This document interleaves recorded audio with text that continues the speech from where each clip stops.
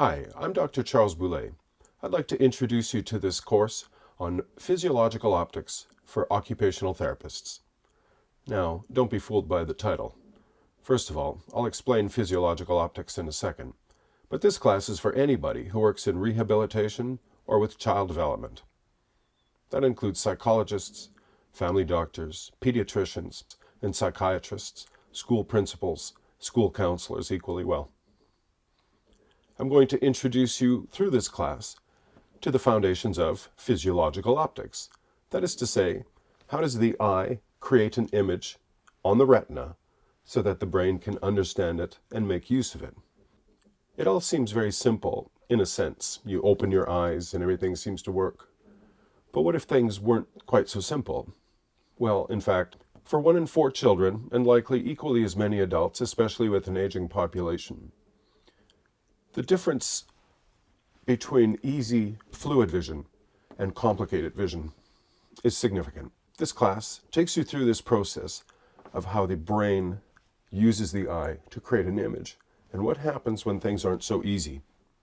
Physiological optics. Just like I said, how does it all work? I think you'll enjoy this class. There's a lot to it, but I make it pretty easy. I'm going to explain how to use autorefractor strips, like this one, to explain why some children, some people struggle so much. You'll understand why some people have advantages in the workplace, in the classroom, in academia, while other people struggle and end up in more difficult circumstances. Vision is so important. It's at the foundation of who we are. Understanding vision as a therapist, as a doctor, is one of the most critical, important things you can do for your clients. I think you'll appreciate what we're talking about. I hope you enjoy this class. Very briefly, let's have a quick look at what we'll be covering.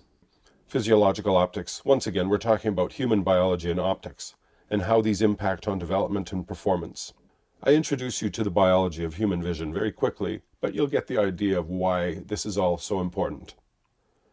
I also like to call this class the most important class you never took, or why didn't they tell me all this sooner? You'll understand what I mean. So in brief, the course contents. We're going to review ocular anatomy. What are the pieces of the camera? We're going to do an essential review of refraction. That is to say, how do we measure the optics of the eye? We're going to look at the refractive states, sometimes called refractive errors.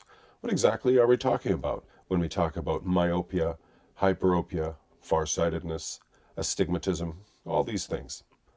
We're going to do a laboratory. We're going to do some demonstrations of lens types and effects. We'll talk about optics, not in a lot of detail, but you'll get an idea of some of the basic principles involved. We will also do a long lab on autorefractor strips. I'm going to show you dozens of examples of readings of people's eyes, and I'll explain to you in some detail how these things impact on performance, behavior, development. Next, we'll have a look at the effects of refractive states on development, learning, and performance. Probably the most important aspect of this whole class. We're going to sum it all up and explain to you exactly how these things do impact on children and why it's so very important to correct for refractive errors at the outset. Rounding things out, we're going to have a look at the impact of refractive states on standardized testing, psychology, medicine, and psychiatry.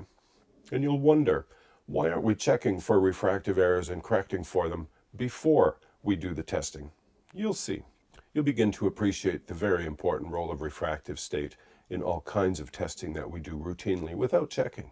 We'll have a look at the impact of refractive state on broader society. If you are born nearsighted or farsighted, what does that mean to you in terms of outcomes? What are your chances of success given one or the other? We'll have a long discussion about that. Finally, you're going to learn to be a little bit of an optics wizard. I'll teach you to look at somebody's glasses and understand through their own glasses, through their visual behavior, what's going on? What kind of a load are they carrying? What are the obstacles that they're dealing with? What are the glasses doing for them? How has this impacted on them? And what is the impact of not having that corrected for them? I think you'll appreciate how this course opens up your understanding to basic human behavior and our need to be driven as visual beings. You might even find it's the best class you've never taken.